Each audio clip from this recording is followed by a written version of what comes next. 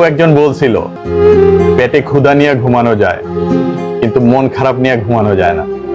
এক সময় যখন এই কথাটা শুনছিলাম, হাইসাই উড়িয়ে দিছিলাম যে মন খারাপ কি এমন ব্যাপার যে রাতের ঘুম কেড়ে নেয়।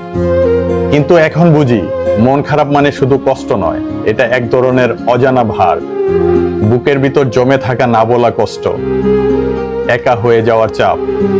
পেটের ক্ষুধা একসময় ঘুমিয়ে পড়ে, কিন্তু মনের ক্ষুধা সারা রাত জেগে থাকে। মন খারাপের সময়গুলোতে পৃথিবীটা অনেক দূরের মনে হয়, কাছের মানুষগুলো অনেক অচেনা হয়ে যায়।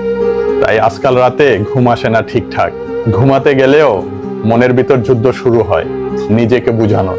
বিশ্বাস করেন, পেটের ক্ষুধা সহ্য করা অনেক সহজ, কিন্তু মনের কষ্টগুলো মানুষকে জীবন্ত লাশ বানিয়ে দেয়।